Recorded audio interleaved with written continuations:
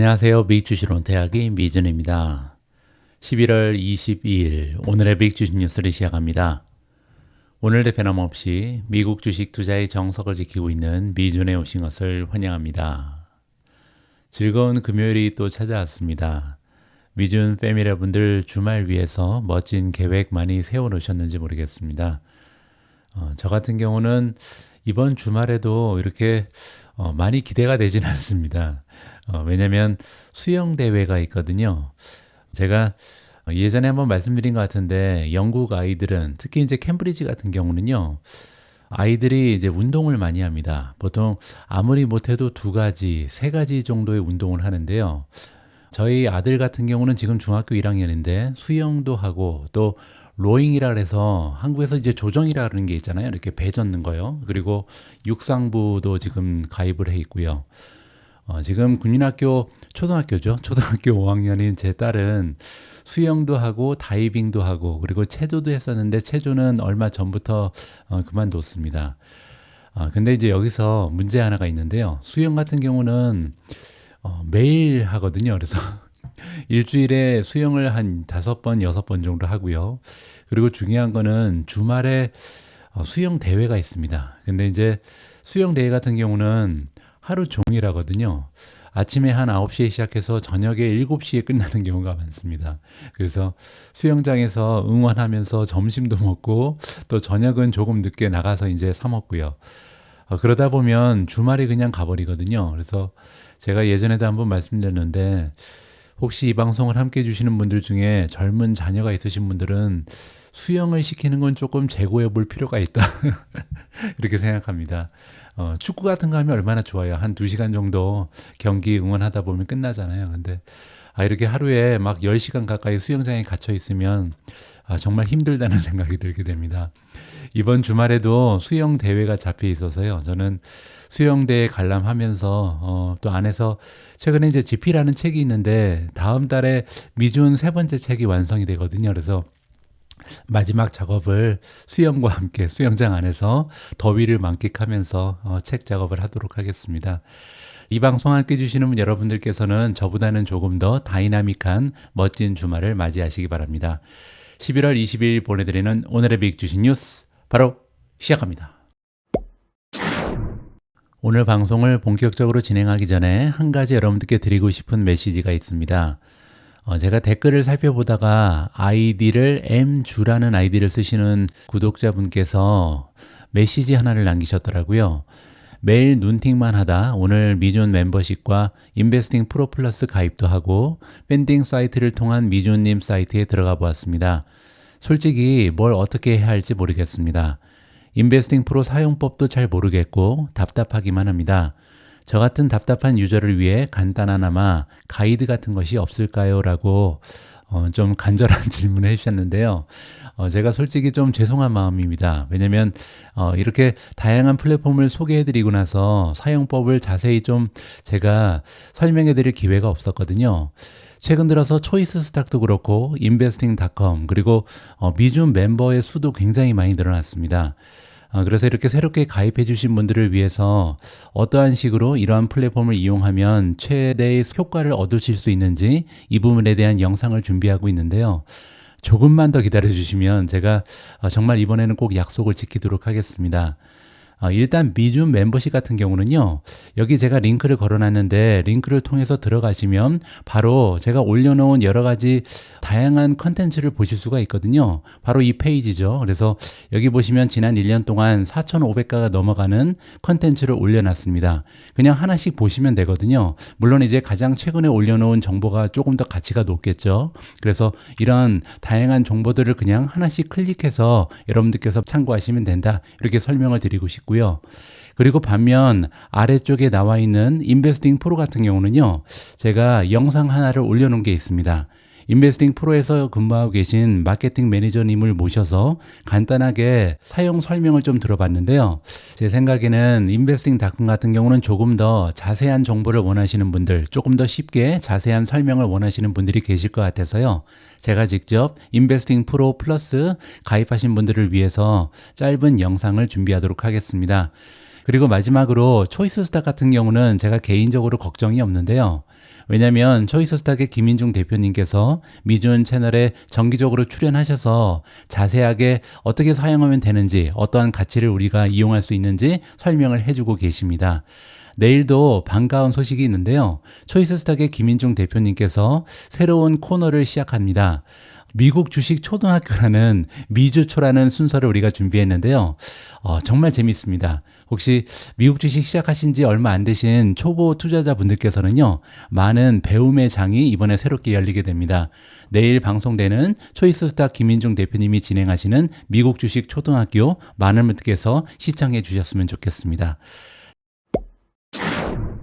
오늘도 먼저 미국 증시의 시황부터 정리하도록 하겠습니다. 가장 먼저 S&P 500 맵을 보시면요. 한눈에 딱 봐도 어제는 대부분의 종목이 상승하는 굉장히 좋은 장세였다. 이렇게 정리가 가능하죠. 자, 그런데 커다란 문제 하나가 보입니다. 떨어진 종목이 거의 없었는데요. 하필이면 모든 종목이 다 시가총액이 커다란 매그니피선트 7이었습니다.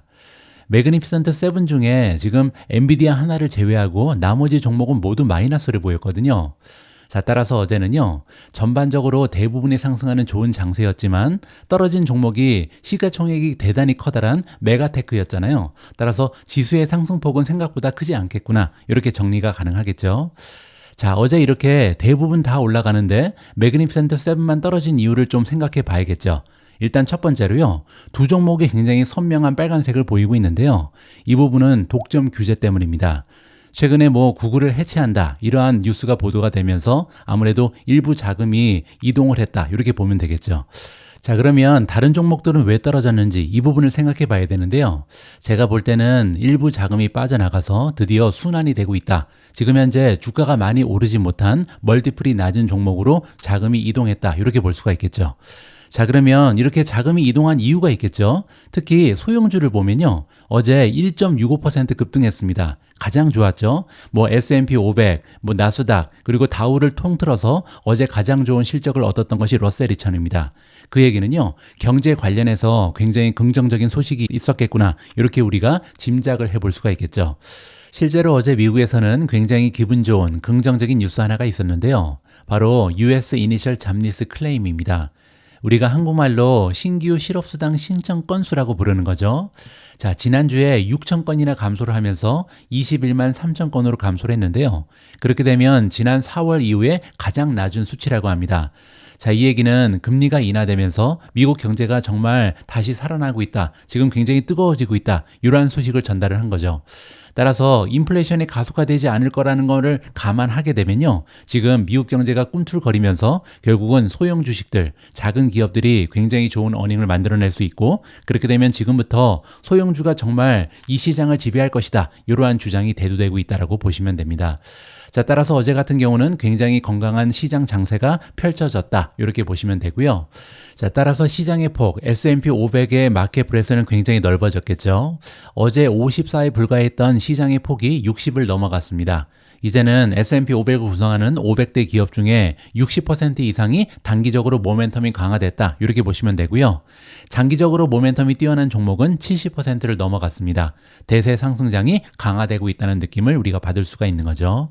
자, 그리고 빅스는 조금 떨어졌겠죠. 어제 비해서 조금 하락하면서 16.79에 가 있습니다. 따라서 변동성 역시도 다소 안정되는 모습을 보인다. 자, 이렇게 되면 시장의 공포 탐욕 지수는 좋아졌겠죠. 자, 보시는 것처럼 어제 그제 이틀 연속으로 50에 머물러 있던 공포 탐욕 지수는요, 이제 58까지 급등했습니다. 이 얘기는 시장의 분위기가 달구어지고 있다, 조금씩 탐욕이 넘쳐나고 있다, 분위기가 호전되고 있다는 것을 살펴볼 수가 있겠죠. 다음은 초이스스탁의 마켓 스코어인데요. 지난 며칠간 65 이상의 수치를 유지하면서 계속해서 과욕 단계에 머물러 있습니다. 우리가 초이스스탁의 마켓 스코어를 활용한 지 얼마 되지 않았는데요. 제가 지금 활용하면서 느끼는 점은 뭐냐면, 오히려 시장의 공포 탐욕 지수보다는 조금 더 선행하는 느낌이 보인다. 따라서 이 스코어를 어떻게 보면 공포 탐욕 지수가 따라가는 것이 아닌가, 이러한 느낌을 받고 있습니다. 지금 현재로서는요, 굉장히 추세가 좋은 종목, 따라서 매수 의견이 나오는 종목의 수가 매도 의견이 나오는 종목의 수보다는 훨씬 더 비율이 높다는 것을 다시 한번 확인해 볼 수가 있겠습니다. 다음은 미준 탑픽의 성적인데요. 어제도 상승한 종목의 수가 하락한 종목의 수보다는 조금 더 많았습니다. 가장 위쪽을 보시면 B2가 다시 나옵니다. 어제도 8.17%나 급등하면서 이제 한 달 수익률이 무려 100%를 넘어가는 굉장한 모습을 보이고 있고요. 두 번째는 TNA. TNA는 러셀 2000을 추종하는 3배짜리 ETF죠. 4.69% 상승하면서 두 번째로 모멘텀이 좋았습니다. 세 번째는 TSMC가 플러스 1.53, 그 밖에도 IWM이 플러스 1.52, 비트코인이 1% 이상 상승하면서 98,750에 가 있고요. 다음은 엔비디아는 0.53% 올라가면서 마감이 됐는데요. 어제 방송할 때만 해도 4% 이상 떨어지고 있었죠. 따라서 점점 더 많은 투자자들이 어제 어닝 결과가 나쁘지 않았구나, 이 부분을 눈치채기 시작한 거죠. 특히 지금은요, 호퍼에서 블랙엘로 전환되는 굉장히 좀 중요한 시기잖아요. 따라서 엔비디아의 암흑기라고 할 수 있는 이러한 사이클이 바뀌는 시기에도 좋은 결과를 발표했다, 이렇게 시장에서 인식하기 시작했다라고 해석이 가능합니다. 다음에는 브로드컴 0.42% 상승했고요. 우버 같은 경우는 0.06% 소폭으로 올라갔습니다. 다음에는 메타부터는 떨어졌는데요. 0.43% 소폭으로 하락했습니다. 마이크로소프트가 마이너스 0.43, 테슬라 마이너스 0.70, 팔란티어 마이너스 1.2, 앱러빈이 마이너스 2.15, 구글이 마이너스 4.74, 제타 마이너스 6.01%로 가장 많은 하락을 기록했습니다. 오늘 첫 번째로 준비된 기사는 미국 증시에 대한 전망입니다. 금요일인 만큼 조금은 희망적인 소식을 접하면서 우리가 기분 좋게 주말을 맞이하면 좋을 것 같습니다. 웰스파고가 2025년에 대한 전망을 상향 조정했다라는 반가운 소식인데요. 어떠한 근거가 있는지 한번 하나하나 살펴보시죠. 웰스파고 투자연구소의 전략팀은 미국 경제 성장률, 글로벌 채권 및 여러 주가 지수에 대한 전망 목표를 상향 조정했습니다. 자, 여기 깔끔하게 정리가 되어 있는데요. 미국의 GDP 성장률은 기존의 2.3%에서 2.5%로 상향 조정했습니다. 이렇게 되면요, 리세션은커녕 굉장히 건강한 성장률이죠. 미국의 성장률은 3%를 넘어가는 경우가 별로 없습니다. 따라서 2.5면 평균보다 오히려 난 게 아닌가, 이렇게 우리가 유출을 해볼 수가 있는 거고요. 두 번째는 미국의 CPI인데요. 인플레이션 같은 경우는 기존의 3%에서 3.3%로 상향 조정했습니다. 그만큼 이번에 선거 결과 때문에 트럼프가 들어오게 되면요, 조금 더 기업에 유리한 이러한 정책을 펼치게 되고 많은 돈이 풀리면서 결국은 인플레이션이 올라갈 것이다, 이렇게 지금 생각을 하는 거죠. 자, 이렇게 인플레이션 기대감이 올라가면 결국은 미국 국채의 금리도 올라가겠죠. 자, 여기 10년 만기 미국 국채 수익률에 대한 전망은요, 무려 4.5에서 5.0을 가리키고 있습니다. 자, 이렇게 되면 지금 채권에 투자해서 굉장히 어려움을 겪으시는 분들이 계신데 이러한 어려움이 굉장히 오랫동안 지속될 가능성이 높다, 이러한 전망으로 이해가 가능합니다. 다음은 기준금리인데요. 기준금리 또한 4.0에서 4.25, 따라서 다가오는 미래에는 기준금리 인하가 별로 없을 것이다, 이러한 예측이 지금 대두되고 있는 거죠. 기존에는 3.5에서 3.75였습니다.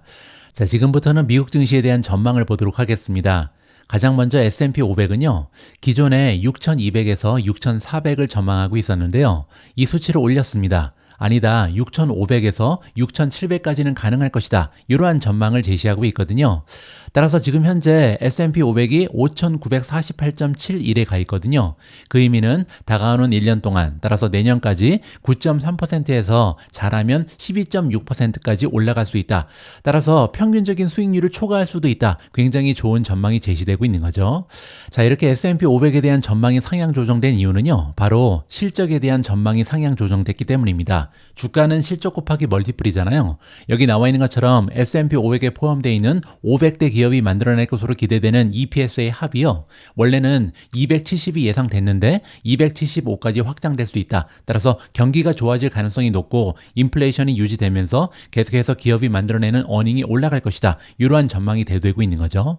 자, 이 얘기는요, 여기 보시는 것처럼 6,500에서 6,700 정도를 지금 목표 주가로 제시했잖아요. 자, 이거를 가지고 275로 나누면 멀티플이 나오죠. 따라서 내년에도 미국 증시의 멀티플, 즉 밸류에이션은요, 23.6배에서 24.4배 정도 유지가 될 것이다, 이러한 계산이 나오게 됩니다.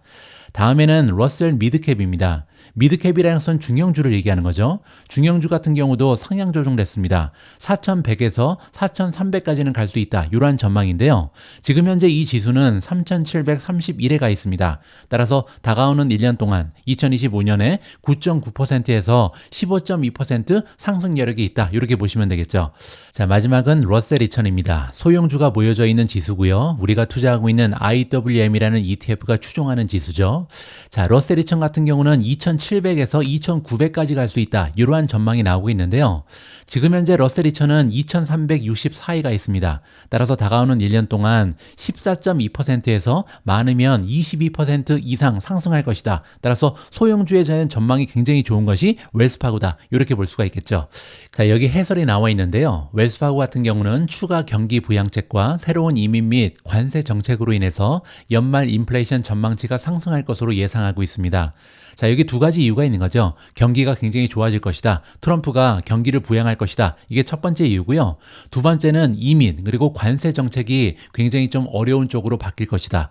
이민을 제한하겠죠. 왜냐하면 장벽을 높이는 사람이 트럼프잖아요. 그리고 두 번째로 관세도 올릴 겁니다. 그렇게 되면요. 가격이 올라갈 수밖에 없죠. 인건비도 올라가고 그리고 공산품의 가격이 올라가기 때문에 결국은 인플레이션이 상승할 수 있는 계기가 마련된다. 이렇게 보시면 됩니다.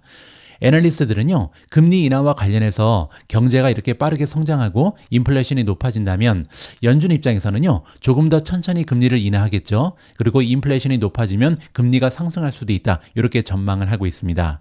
자, 그리고 또한 경제 성장세 강화와 규제 비용 감소는요, 주식 목표 주가 상승의 근거로 제시됐다. 따라서 두 가지 이유 때문에 미국 증시는 또 한 번 달릴 것이다. 이러한 예측이 제시되고 있는 건데요. 첫 번째는 경제 성장입니다. 따라서 경제가 성장한다면 어닝이 좋아질 수 있다. 이게 첫 번째 이유. 두 번째는요, 비용도 감소할 것이다. 왜냐하면 법인세도 내릴 거고 여러 가지 규제를 풀게 되면요, 아무래도 비용이 감소할 수 있는 여지가 남아있다. 따라서 이렇게 경제는 활성화되고 그리고 비용이 줄어든다면 기업들은 굉장히 건강한 어닝을 만들면서 S&P 500 그리고 중형주, 소형주 다 달릴 것이다. 이러한 전망이라고 보시면 되겠습니다. 웰스파고의 애널리스트들은요, 2025년 경제 성장 속도가 빨라지면서 소형주가 가장 좋은 랠리를 펼칠 것이다. 이렇게 예상을 던지고 있고요. 마지막으로 미국 경제의 강세와 매력적인 채권 수익률 및 주가에 대한 기대감으로 미국 달러는요, 주요 글로벌 통화 대비 우위를 점할 것으로 예상이 나오고 있습니다. 얼마 전에 엔화가 빠져나가면서 미국 증시가 급락한 적이 있었잖아요. 오히려 반대로 갈 수 있다는 거죠. 지금 현재 채권 수익률이 4%를 넘어갈 것이다. 이러한 전망이 나오고 있는 거고요. 주가에 대한 기대감 10% 이상 올라갈 가능성이 높은 거잖아요. 따라서 전 세계 통화에서 미국 쪽으로 자금이 몰려들면서 계속해서 미국 달러도 상승할 것이다. 이렇게 보시면 될 것 같습니다. 자, 여기에 대한 저의 한마디를 좀 더 하고 싶은데요. 웰스파고 전망에 따르면 미국 증시는 대형주, 중형주, 소형주 모두 2025년까지 랠리를 이어나갈 것으로 예상이 되고 있습니다. 굉장히 반가운 전망이죠. 그 중에서도 소형주의 상승 여력이 가장 클 것으로 주장을 하고 있는데요. 하지만 저는 개인적으로 소형주 위주로 포트폴리오를 구성하기보다는요, 최근 들어 제가 미준에서 지속적으로 강조해왔던 세 가지의 투자 전략을 병행하는 것이 상승 리스크 그리고 하락 리스크를 동시에 줄일 수 있는 투자 전략이다. 이렇게 판단하고 있습니다. 자, 여기에서 하락 리스크는 여러분들 잘 알고 계신 것처럼 떨어질 확률을 얘기하는 거고요. 상승 리스크는 뭐냐면요, 남들은 다 파티에 가는데 혼자 파티에 조인하지 못하는 포모를 얘기하는 겁니다. 자, 여기 나와 있는 것처럼 인공지능 수혜주, 소형주, 경기순환주, 여기에는 테슬라가 대표적인 종목이고요. 마지막으로 비트코인 관련주. 자, 이렇게 세 가지의 구성 요소를 갖춰서 포트폴리오를 구성해야 상승 리스크가 없다. 이 얘기는요, 남들은 만세를 부를 때 나 혼자 만세를 부르지 못하는 이러한 불상사를 피할 수 있다라고 개인적으로 판단하고 있습니다. 자, 하지만 물론 이 중에서 비트코인 관련 주식은요, 본인이 설정한 최대 보유 비중을 엄격하게 지켜나가는 것이 굉장히 중요하다. 따라서 나는 5% 이상 사지 않는다. 나는 10% 이상 사지 않는다. 최대한 20% 이상 투자하지 않는다. 이러한 룰이 있어야 나중에 향후 발생할지도 모르는 폭락 사태에서 우리가 출혈을 줄일 수 있다. 이렇게 개인적으로 판단합니다. 자, 아무쪼록 이번에 인공지능 혁명이 이끌고 있는 대세 상승장이 장기간 지속됐으면 하는 바람을 가져봅니다. 2년 연속으로 올라갔는데요. 이제 또 다른 2025년에도 이러한 상승세가 이어졌으면 이렇게 바람하는 거죠. 자, 하지만 이는 어디까지나 우리의 희망사항에 불과하다. 따라서 만약의 사태를 대비하기 위해서는요, 늘 모멘텀에 입각한 투자 전략을 구사하는 것이 굉장히 중요하다고 생각합니다. 모멘텀에 입각한 투자 전략을 구사하다 보면요, 섣부른 판단으로 미국 증시를 떠나지 않을 수 있죠. 실수로 이렇게 떠나면 안 되거든요. 지금 주가가 많이 올라갔으니까 이제는 팔아야지. 이러한 실수를 방지할 수가 있고요. 또 한 가지는요, 우리가 투자하고 있는 종목 혹은 시장 전체의 모멘텀이 약화될 때는 언제든지 우리가 미국 주식에 대한 비중을 줄일 수 있는 대비가 돼 있을 수 있습니다. 따라서 올라갈 때는 계속해서 주식을 지킬 수 있는 힘, 그리고 떨어질 때는 과감하게 손절할 수 있는 힘, 이게 우리가 이 모멘텀을 바라보면서 투자를 해야 되는 굉장히 중요한 이유다. 이렇게 말씀을 드리고 싶습니다. 비트코인의 추세가 꺾일 기미가 보이지 않습니다. 어제 한때는요, 비트코인의 가격이 99,347을 찍었습니다. 이제 얼마 안 있으면 10만 달러를 육박하는 건데요. 자, 이렇게 비트코인의 가격이 어제 역시도 꾸준한 상승을 보였던 한 가지 이유가 있는데요. 굉장히 커다란 뉴스가 보도가 됐죠. 게리 겐슬러 SEC 위원장이요, 1월 20일 날 퇴임한다라는 소식이 전달이 됐기 때문입니다. 간단한 내용 한번 살펴보시죠. 월가와 암호화폐의 적대적인 입장으로 알려진 게리 겐슬러 미국 증권거래위원회 위원장은요, 트럼프가 취임하는 날에 맞춰서 2025년 1월 20일 정오에 SEC 위원장직에서 물러날 것이다. 이렇게 발표했습니다. 겐슬러의 임기는요, 2026년까지입니다. 하지만 통산적으로 새 행정부가 들어서게 되면요, 기관장이 물러나는 것이 관례다. 이렇게 보시면 되고요. 그리고 또 한 가지, 트럼프는요, 암호화폐 회의론자로 명성이 높은 겐슬러를 임기 첫날에 축출하겠다. 이렇게 발표한 적이 있거든요. 따라서 어차피 쫓겨날 운명이라면 내가 먼저 물러나겠다. 이러한 제스처로 이해가 가능하겠죠. 월스트리트와 암호화폐 회사들은요, 겐슬러가 규제를 과도하게 적용한다. 이렇게 비판을 해왔습니다. 자기의 인생을 너무 힘들게 만든다. 이렇게 말하는 거죠. 이 얘기는요, 겐슬러가 자기의 직무, 자기의 일을 굉장히 착실하게 잘 해왔다. 뭐 이렇게 긍정적으로 해석이 가능합니다. SEC라는 기관은요, 시장을 통제하고 규범을 강화하고 굉장히 좀 질서를 지키기 위해서 노력하는 이러한 직무를 가지고 있잖아요. 따라서 이러한 역할을 성공적으로 잘 한 사람이 겐슬러다. 이렇게 우리는 좀 평가를 해주면 좋을 것 같습니다. 하지만 그럼에도 불구하고 월가 입장에서는, 그리고 암호화폐 회사 입장에서는요, 굉장히 좀 장애의 역할을 하는 거죠. 따라서 이제 겐슬러가 물러나게 되면요, 앞으로 조금 더 자유로운 환경에서 영업을 할 수 있다. 이렇게 볼 수가 있는 거고요. 그렇게 되면 규제 비용이 줄어들면서 아무래도 이런 기업들, 월가 입장에서도 그렇고 암호화폐 기업들 입장에서는요, 굉장히 좀 자기 세상을 만날 수 있는 좋은 환경이 조성이 된다라고 정리가 가능합니다. 뭐 예를 들어서 코인베이스 같은 경우는요, SEC가 암호화폐 거래에 대한 규칙을 제정하도록 강제하기 위해 소송까지 제기를 했습니다. 따라서 관계가 굉장히 좋지 않았겠죠. 자, 그런데 이번 발표는요, 비트코인이 10만 달러에 근접하면서 나온 것으로 트럼프의 암호화폐 친화적 입장 쪽에서 나온 이정표다. 따라서 어떻게 보면요, 비트코인 관련된 긍정적인 소식이 계속해서 연일 이어지고 있습니다. 트럼프가 당선된 것만으로도 엄청난 커다란 호재였잖아요. 그런데 최근에 ETF에 대한 옵션 거래가 승인이 됐죠. 그것뿐이 아니죠. 이제는 규제를 담당하고 있는 SEC의 위원장도 바뀌게 생겼습니다. 그렇게 되면요, 정말로 비트코인 입장에서는 최고의 날이 구가되고 있다. 앞으로도 계속 꾸준히 올라갈 가능성도 있다. 이렇게 긍정적인 기대가 가능합니다. 자, 이러다가 조만간 10만 달러를 찍을 가능성이 있던데요. 자, 그러면 제가 하나 걱정되는 부분은요, 10만 달러에 과연 자동 매도가 얼마나 걸려 있을지, 이 부분을 우리가 좀 지켜볼 필요가 있습니다. 목표가 있을 거 아니에요. 나는 얼마에서 팔겠다. 근데 10만 달러는 하나의 이정표잖아요. 그래서 어떤 투자자들은 10만 달러에서는 현금으로 바꾸겠다. 이러한 목표를 가지고 있는 투자자도 있을 것이다. 저는 개인적으로 이렇게 생각하고 있습니다. 자, 이렇게 비트코인은 10만 달러를 향해서 고공행진을 하고 있는데요. 반면에 마이크로 스트래티지의 주가는 어제 16% 이상 폭락을 했습니다. 그래서 오늘은 이 얘기를 좀 해야 될 것 같은데요. 그 이유는 바로 이 기사 때문이었죠. 제가 18시간 전에 속보로 전달을 해드렸는데요. 마이크로 스트래티지가 시트론 리서치 공매도 베팅으로 인해서 하락세에 접어들었다. 이러한 내용의 기사가 발표가 됐습니다. 여기에 관련해서는 조금 더 깔끔하게 정리되어 있는 기사를 함께 읽어보도록 하겠습니다. 마이크로스트래티지의 주가는 목요일에 시트론 리서치가 비트코인 매수 포지션에 대해서 이 주식을 공매도했다 이렇게 밝힌 이후에 16% 이상 폭락했습니다. 세일러는 이제 마이클 세일러를 얘기하는 거죠. CEO인 세일러에게 많은 존경심을 표한다. 하지만 그조차도 마이크로스트래티지가 과열되었다는 것을 알고 있을 것이다 라고 시트론 리서치는요, X에 게시한 이 게시물에서 이야기를 하고 있습니다. 결과적으로 목요일 들어서도 추가 상승하고 있었던 마이크로스트래티지의 주가는요, 목요일에 16% 하락한 397.28로 마감했습니다. 그런데요, 목요일 장중에 사실상 사상 최고치를 경신하고 있었거든요. 무려 543까지 올라갔었습니다. 그런데 갑자기 이 소식으로 인해서 26%나 폭락을 한 거죠. 마이크로스트래티지는요, 어제 나스닥에서 엔비디아에 이어서 두 번째로 거래량이 많은 주식이었습니다. 어제뿐만이 아니죠. 이틀 전에는요, 사실 가장 거래량이 많았던 주식이 마이크로스트래티지거든요. 최근에 테슬라, 엔비디아 더불어서 시장을 지배하고 있는 종목이다. 이렇게 보시면 되겠죠. 시트론 리서치는요, 마이크로스트래티지는 2020년 비트코인을 플레이하는 가장 좋은 방법이었으며 이 회사는 비트코인의 초기 부스터다 이렇게 칭찬을 하고 있습니다.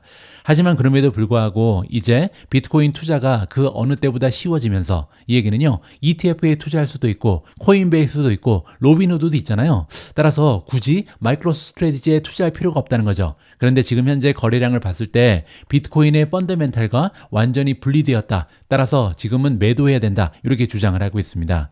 마이크로스트래티지의 주식은요, 11월 5일 대선 이후 주가가 2배 이상 급등했습니다. 같은 기간 동안 비트코인은 40%밖에 올라가지 못했거든요. 따라서 굉장히 좀 큰 폭으로 주가가 급등했다는 것은 사실로 우리가 인정을 해야겠죠. 이 회사는요, 발행된 2천만 개의 비트코인 중에서 1.5% 이상을 보유한 세계 최대의 기업 비트코인 보유자입니다. 최근 주가가 급등하면서 마이크로스트래티지의 비트코인 보유량이 33만 1200코인으로 증가했는데요. 공시된 11월 17일 기준 주식수에 따르면 현재 마이크로스트래티지의 가치는 1000억 달러가 넘어갑니다. 그런데 해당 비트코인 지분은요, 현재 약 320억 달러의 가치가 있거든요. 그 얘기는 뭐냐면 지금 시가총액은 1000억이 넘는데 비트코인의 가치는 320억이기 때문에 멀티플이요 3.5배 정도 되는 거죠. 따라서 3.5배는 조금 과한 멀티플이 아닌가 이렇게 생각하는 사람들이 많이 있다는 겁니다. 자, 2023년 말에는요, 주식이 거의 액면가에 가까운 가격에 거래되었다. 이 얘기는 그때 당시에는요, 비트코인, 보유하고 있는 비트코인의 가치랑 시가총액이 거의 비슷했다는 겁니다. 자, 그런데 여기에는 한 가지의 정보가 빠져 있죠. 그건 뭐냐면요, 과거에 비해서 최근 들어서 마이크로스트래티지가 인수하고 있는 비트코인의 양이 점점 더 늘어나고 있다. 따라서 앞으로 다가오는 미래에는요, 비트코인 지분이 기하급수적으로 올라갈 가능성이 높다. 이 부분이 지금 빠져 있는 정보라고 보시면 됩니다. 이 회사는 이번 달에 주식 급등을 활용해서 66억 달러의 주식 그리고 26억 달러의 전환사채를 매각했습니다. 주식 매각과 전환사채의 수익금은요, 더 많은 비트코인 매입에 할당할 예정이다. 제가 예전에도 한번 말씀드렸는데 어떻게 보면 선순환이 나타나고 있거든요. 왜냐하면 비트코인을 계속 사기 때문에 주가가 올라가잖아요. 주가가 올라가면 이 주식을 팔면 더 많은 비트코인을 살 수가 있고요. 그거 가지고 또 주가가 올라가죠. 그러면 올라간 주가 가지고 더 많은 걸 삽니다. 따라서 계속해서 선순환을 만들어내는 굉장히 독특한 생태계가 조성이 됐다. 저는 개인적으로 이렇게 판단합니다. 그리고 어제 저녁 마이크로스트래티지는요, 전환사채에 대한 강력한 수요를 반영해서 거래 금액을 4억 달러 올렸습니다. 그렇게 되면요, 원래 어제 제가 방송에서 말씀드렸던 거는 26억 달러인데요, 30억 달러까지 상향 조정했다. 이렇게 보시면 되겠죠. 오늘 거래가 완료되면 마이크로스트래티지는요, 추가로 30억 달러를 확보해서 비트코인을 더 매입하는데 사용할 수 있을 것으로 예상이 된다. 그리고 이런 횡보는 멈추지 않을 가능성이 높다. 이렇게 우리가 기대를 해볼 수가 있는 거죠. 자, 이 기사에서는 조금 부정적으로 마무리를 하고 있습니다. 투자자들이 직면한 과제는요, 마이크로스트래티지가 비트코인에 대한 높은 프리미엄을 유지하거나, 이 얘기는 3.5배 지금 올라가 있잖아요. 비트코인의 가치보다는 시가총액이 3.5배 높은데 이러한 프리미엄을 유지할 수 있는가? 아니면요, 주가가 비트코인 수익률을 넘어서기 위해 이를 확대해야 할 것이다. 이 얘기는 계속해서 비트코인을 사야 되는데 이게 가능할 것인가? 이 의문을 지금 던져주고 있습니다. 자, 그렇기 때문에 결론적으로요, iShares 비트코인 트러스트 같은 비트코인 교환 거래 펀드 IBIT가 더 나은 선택이 될 수 있다. 이렇게 지금 홍보성 발언을 하고 있죠. 자, 어쨌든 제 개인적인 의견을 좀 전달해 드리면요, 저는 위 기사의 마지막 대목에 동의하지 않습니다. 왜냐하면 제가 항상 말씀드리지만 비트코인 비트코인 투자 결과는 뭐 아니면 도잖아요. 그리고 또 한 가지, 펀더멘탈이 존재하지 않기 때문에 매크로 상황을 비롯한 시장 상황에 따라서 급격하고 그리고 굉장히 긴 조정이 발생할 가능성이 높습니다. 비트코인의 조정은요, 1개월, 2개월이 아니죠. 길면 한 2년 정도 떨어질 수도 있잖아요. 따라서 치고 빠지는 게 굉장히 중요합니다. 따라서 저는 개인적으로 비트코인은 철저히 모멘텀 투자 전략에 입각한 단기적인 투자가 되어야 한다, 이렇게 생각하고 있고요. 이렇게 올라갈 때 계속해서 올라가는 모멘텀을 타야 된다는 얘기죠. 따라서 그렇기 때문에 더더욱 레버리지를 사용하는 B2라든지 마이크로 스트래티지가 좀 더 유용한 비트코인의 투자 전략이다, 이렇게 저는 개인적으로 생각을 하고 있습니다. 따라서 바이 앤 홀드는 조금 어려운 자산이다, 저는 이렇게 판단하고 있는 거죠. 자, 참고로 마이크로 스트래티지의 RSI 지수를 잠깐 보여드리면요, 어제 폭락 직전에 무려 85.5를 찍었습니다. 여기 나와 있죠. 따라서 공매도 뉴스가 없었더라도 기술적으로 조정이 필요한 상황이었다. 따라서 주가가 떨어지는 것은 예정돼 있었다, 이렇게 볼 수가 있는 거고요. 자, 지금 현재 모멘텀을 잠깐 보시면요, 26가지의 모멘텀 지표 중에 3가지는 매도, 9가지는 중립이고요, 14가지는 아직까지는 매수를 주장하고 있다. 따라서 모멘텀이 완전히 꺾인 것은 아니다, 이렇게 우리가 이해해 볼 수가 있겠죠. 자, 그리고 3개월 주가 차트를 잠깐 보시면요, 385 정도의 강력한 지지선이 하나 있습니다. 따라서 여기에서는 반등이 가능하지 않을까, 저는 개인적으로 이렇게 예측을 하고 있고요. 그리고 만약에 385가 뚫리더라도 321쪽에 또 하나의 강력한 지지선이 보입니다. 따라서 이번에 주가 하락을 막아줄 수 있지 않을까 개인적으로 기대를 하고 있습니다. 오늘 방송 남아있는 시간 동안은요, 지난주에 발표된 13F 파일을 중심으로 해서 지금 현재 헤지펀드들, 스마트머니는 각각 종목에 대해서 어떠한 움직임을 보이고 있는지 추세를 좀 살펴보는 기회를 마련했습니다. 가장 먼저 최근에 좀 규제 당국 때문에 주가가 많이 떨어지고 있는 구글의 상황을 좀 볼 텐데요. 굉장히 흥미로운 게 헤지펀드들은 이런 일이 있을 걸 알고 있었던 것 같습니다. 자, 여기 보시면요, 헤지펀드들 중에 구글에 투자하고 있는 기관의 수가 지난 분기에는 800곳이 넘었는데요, 781곳으로 빠졌습니다. 물론 이제 퍼센티지로 보면 2.5%에 불과하죠. 자, 그런데 밑에 보시면요, 굉장히 심각한 숫자가 나오는데 여기 보면 빅 스테이크라는 얘기가 나옵니다. 이 얘기는요, 전체 투자 금액 중에 5% 이상을 구글에 놓고 있는 이러한 헤지펀드의 수거든요. 지난 분기에는 104곳이었습니다. 그런데 무려 30.77%가 감소하면서 72곳으로 줄었거든요. 따라서 구글에 굉장히 좀 많은 자금을 넣었던 헤지펀드들이 이 자금을 회수했다. 이 부분은 굉장히 부정적으로 해석이 가능하겠죠. 그리고 이 아래쪽 그림도 굉장히 좋지가 않은데요, 2분기 연속으로 지금 헤지펀드들 중에 구글을 매수한 기관의 수가요, 매도한 기관의 수보다 훨씬 더 적습니다. 지난 분기에는 17.48%나 매도한 기관의 수가 많았고요. 이번 분기에는 조금 더 심각하죠. 24.4%. 따라서 418개의 기관에서는 주식을 매도했고요. 336곳에서만 주식을 매수했다. 따라서 전반적으로 헤지펀드들은 구글의 주식을 매도하고 있다, 이러한 추세가 발견이 되는 거죠. 그리고 이 아래쪽을 보시면요, 헤지펀드들 중에 탑 20 안에 구글을 담고 있는 기관의 숫자인데요, 지난 분기에는 463곳, 이번에는 436으로 5% 이상 하락했습니다. 따라서 전반적으로 지금 알파벳 주식을 헤지펀드에서는 정리하는 분위기다, 이렇게 볼 수가 있겠죠. 데이터는 구글에 대해서 부정적인 그림을 보인다, 이렇게 정리가 가능하고요. 3분기에 매수한 펀드보다 매도한 펀드가 더 많았고요. 특히 포지션이 커다란 펀드, 그리고 상위 보유 펀드에서 보유량이 감소한 것으로 나타났기 때문에 이 얘기는요, 헤지펀드들 사이에서 차익 실현을 나섰거나 아니면 향후 실적에 대한 우려가 깊어지고 있다, 이러한 식으로 해석이 가능할 것 같습니다. 자, 다음에는 테슬라입니다. 테슬라는 지금 보시는 것처럼 녹색으로 가득 차 있죠. 굉장히 좋은 신호가 발견되고 있는데요. 일단 전체 헤지펀드들 중에 테슬라를 보유하고 있는 기관의 숫자를 보시면요, 지난 분기에는 428, 이번에는 457입니다. 6.78%나 급등했고요. 자, 그리고 두 번째가 굉장히 긍정적인데요, 지난 분기까지만 해도 전체 자금의 5% 이상을 테슬라에 투자하는 헤지펀드는요, 13곳에 불과했습니다. 그런데 이 숫자가 46% 이상 증가하면서 19곳으로 늘었죠. 늘었잖아요. 따라서 점점 더 많은 헤지펀드가 대량으로 테슬라를 매수하고 있다. 이 부분을 확인할 수가 있는 거죠. 자, 그리고 미디엄 스테이크는 뭐냐면요. 전체 자금 중에 0.5% 이상 그리고 5% 이하입니다. 이 부분도 굉장히 많은 자금이라고 볼 수가 있겠죠. 보시면 지난 분기에는 127곳에 불과했는데요. 이번에는 152곳으로 껑쭉 늘었습니다. 거의 20% 가까이 증가를 했죠. 굉장히 긍정적이다 평가 가능합니다. 자, 다음에는요. 지난 분기 3개월 동안 테슬라 주식을 매도한 기관의 수 188곳에 불과하고요. 매수한 기간은 252곳이었습니다. 따라서 34%나 더 많았다는 거죠. 지난 분기보다 이번 분기 들어서 테슬라를 매수하는 기관의 숫자가 훨씬 더 많아진다. 이 부분은 굉장히 긍정적입니다. 자, 그리고 또 한 가지 탑 20 안에 테슬라를 담고 있는 기관의 수는요. 지난 분기에 96곳이었는데 이번에 128로 늘었습니다. 무려 33.3%가 늘어난 거죠. 그리고 탑 50를 보면 더 좋은데요. 지난 분기에는 192, 이번에는 234이기 때문에 21.8% 증가했습니다. 따라서 전반적으로 테슬라는요. 지금 헤지펀드가 굉장히 많은 폭으로 보유 비중을 늘리고 있다. 숫자가 급격하게 늘고 있다. 이렇게 긍정적으로 해석이 가능합니다. 자, 다음에는 팔란티어를 좀 보도록 하겠습니다. 팔란티어는 더 좋아 보이네요. 자, 보시는 것처럼 지난 분기까지 팔란티어에 투자하고 있는 헤지펀드는 228곳에 불과했는데요. 이번 분기에는 14.47% 늘었습니다. 자, 두 번째로 빅스테이크, 즉 5% 이상의 자금을 팔란티어에 투자하고 있는 굉장히 간이 큰 헤지펀드는요. 지난 분기는 7, 이번에는 8이니까 한 군데가 증가했고요. 자, 미디엄 스테이크는 많이 늘었습니다.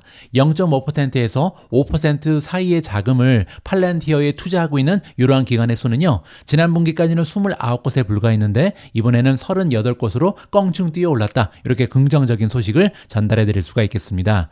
자, 다음에는 헤지펀드 중에 팔란티어의 주식을 판 기관의 수인데요. 주가가 엄청나게 올라갔음에도 불구하고 104곳에 불과합니다. 자, 반면 이렇게 주가가 상승하는 와중에 팔란티어 주식을 추가로 매수한 기관의 수는요. 160, 53.85% 더 많았던 거죠. 가면 갈수록 매수하고 있는 기관의 수가 기하급수적으로 늘어난다. 이렇게 보시면 됩니다.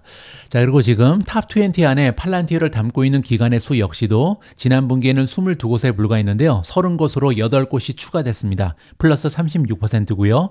탑 50 안에 팔란티어를 담고 있는 기관의 수는 지난 분기에는 50, 그리고 이번 분기에는 57%로 증가했다. 따라서 전반적으로 모든 수치가 너무나 뛰어나다. 이렇게 팔란티어 현황을 정리해 볼 수가 있겠습니다. 자, 이번에는 IWM을 보도록 하겠습니다. 굉장히 궁금하죠. 과연 헤지펀드는 소형주의 투자를 늘렸을까, 줄였을까? 이 부분을 확인하는 건데요. 자, 여기 보시면 352곳에서 지금 IWM을 보유하고 있습니다. 지난 분기보다 5.35% 증가를 했고요. 두 번째로 빅스테이크, 5% 이상의 자금을 IWM에 투자하고 있는 기관의 수는요. 지난 분기는 11곳, 이번에는 15곳으로 급등했습니다. 자, 세 번째로 미디엄을 보시면요. 0.5%에서 5%의 자금을 지금 IWM에 투자하는 기관의 수는 73에서 76으로 소폭으로 증가를 했고요. 자, 지난 분기에는요. IWM을 판 기관의 수가 매수한 기간보다 오히려 더 많았거든요. 그런데 이게 역전이 됐죠. 이번 분기에는 155대 183으로요. IWM을 매수한 기관의 수가 훨씬 더 많았다. 이 부분은 굉장히 긍정적으로 평가 가능합니다. 탑 20 안에 IWM을 보유하고 있는 기관의 수 역시도 51에서 53으로 증가를 했고요. 반면에 탑 50를 보시면 조금 더 감소했다. 한 곳이 감소했다. 이런 식으로 정리가 가능할 것 같습니다. 이번 주 마지막으로 준비된 기사 역시도 13F 파일 특집입니다. 이번에는 가장 많은 헤지펀드가 베팅하고 있는 VIP 종목 리스트인데요. 제가 3개월에 한 번씩 여러분들께 꾸준히 전달해드리고 있는 컨텐츠 중에 하나입니다. 그런데 이번 분기에는요, 상당히 많은 새로운 종목이 등장을 해서 굉장히 흥미진진합니다.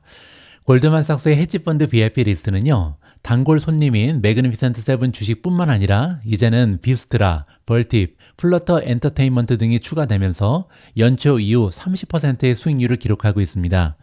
헤지펀드 VIP 리스트는요, 헤지펀드 포트폴리오 상위 10개 종목 중 가장 많이 자주 등장하는 가장 중요한 주식으로 구성되어 있다. 따라서 탑 10이면요, 어느 정도 굉장히 많은 확신을 가지고 있는 종목이잖아요. 따라서 각 헤지펀드가 탑 10을 구성하는 종목을 봐서 얼마나 자주 이 종목들이 등장하는가, 여기에 대한 순위라고 보시면 됩니다. 자, 이 리스트는 50개 종목으로 구성이 되어 있는데요. S&P 500의 섹터 중립적이지 않다. 이 얘기는 다시 얘기해서 테크주가 대부분이다. 이렇게 이해가 가능하고요. 올해 들어서 S&P 500 대비 30% 초과 수익을 내고 있다고 합니다. 그리고 또한 2001년 이후에 60%의 확률로 벤치마크 대비 초과 수익률을 기록했다. 따라서 S&P 500보다는요, 항상 60%나 좋은 성적을 내고 있는 굉장히 확실한 투자 방법이다. 이렇게 보시면 되겠죠. 자, 2024년 3분기 헤지펀드의 VIP 종목 리스트는 다음과 같습니다. 자, 1위를 보시면요, 아마존이 등장을 합니다. 지금 현재 포트의 탑 10에 아마존을 보유하고 있는 헤지펀드의 수는요, 무려 107입니다. 독보적으로 1위거든요. 따라서 어떤 이유로 해서 지금 아마존에 대한 확신이 헤지펀드 사이에서는 굉장히 많이 늘어나고 있다. 이 부분을 우리가 엿볼 수 있는 거죠. 두 번째는 메타 플랫폼입니다. 메타 플랫폼 역시도 77곳에서 지금 탑 10에 이 종목을 가지고 있으면서 2위에 등장을 하고 있고요. 3위는 보통 이제 1위 아니면 2위에 나오는 종목인데 마이크로소프트가 75, 그리고 4위는 알파벳인데요. 알파벳은 많이 줄었죠. 48까지 떨어졌습니다. 5위가 엔비디아입니다. 엔비디아 같은 경우도 탑 10에 엔비디아를 담고 있는 헤지펀드가 48곳으로 늘어났고요. 6위는 애플, 7위에 보시면 TSMC가 나오는데요. 26곳에서 지금 TSMC를 탑 10에 담고 있다. 이렇게 보시면 됩니다. 자, 그 밖에 굉장히 흥미로운 종목이 많이 보이는데요. 11위에 비스트라가 나옵니다. 전력 수혜주죠. 20곳에서 지금 비스트라를 탑 10에 담고 있고요. 탈렌 에너지, 이것도 전력 수혜주잖아요. 19곳에서 담고 있다. 이 부분도 굉장히 흥미롭고요. 13위에는 우버가 올라가 있습니다. 18곳. 16위를 보시면 벌티브 홀딩즈인데요. 벌티브 역시도 18곳이나 되는 기관에서 탑 10 안에 벌티브를 담고 있다. 그러면서 이제 최근에 주가 흐름이 굉장히 좋았죠. 제가 개인적으로 미주온 탑픽에서 뺀 것을 굉장히 땅을 치면서 후회하고 있습니다. 18위는 세일즈포스 역시도 17곳에서 탑 10 종목으로 등장을 하고 있고요. 24위에 브로드컴이 나와 있습니다. 14곳에서 탑 10에 담고 있다. 이렇게 보시면 되고요. 자, 마지막으로 한 가지 종목이 더 보이는데요. 자, 45위를 보시면 앱러빈이 등장합니다. 앱러빈 역시도 11곳의 선택을 받았다. 11곳에서 탑 10 안에 담고 있다. 따라서 점점 더 많은 기관들에게 사랑을 받고 있는 주식이 앱러빈이다. 이렇게 정리가 가능할 것 같습니다. 11월 22일 오늘의 미국 주식 뉴스는 여기까지입니다. 이번 주에도 미주온과 함께 미국 증시에 참여해 주신 모든 분들께 감사의 말씀을 드립니다. 오늘도 소중한 멤버분께서 남겨주신 후기를 읽으면서 마무리할 텐데요. 제가 개인적으로 가장 기분이 좋아질 때는요, 조금씩 제가 성장한다는 느낌, 발전한다는 느낌을 받을 때 저는 개인적으로 가장 행복합니다. 그런데 이 리뷰를 보면서 제가 유튜브로서 그리고 투자자로서 조금씩 향상하고 있구나, 조금씩은 나아지고 있구나, 이런 기분이 들면서 굉장히 기분이 좋아졌다, 이렇게 말씀드리고 싶습니다. 애슐리 투님께 감사의 말씀을 드리면서 함께 읽어보도록 하겠습니다. 초창기 때부터 미주온을 보았는데 처음엔 시행착오도 있었는데 정말 한결같이 초심으로 꾸준히 업데이트하면서 진화하는 최고의 미국 주식 추천 유튜브라고 생각합니다. 주식 종목 선택이나 매수 매도 시 유튜브 보는 것도 도움이 되지만 멤버십 가입 후 좀 더 확신이 들게 되었어요. 항상 가족 같은 느낌으로 편안하게 미국 주식 투자에 도움을 받고 있어요. 감사합니다. 우리 모두가 미국 주식 투자로 은퇴하는 그날까지 다 함께 화이팅입니다. 행복한 하루 되세요. 감사합니다.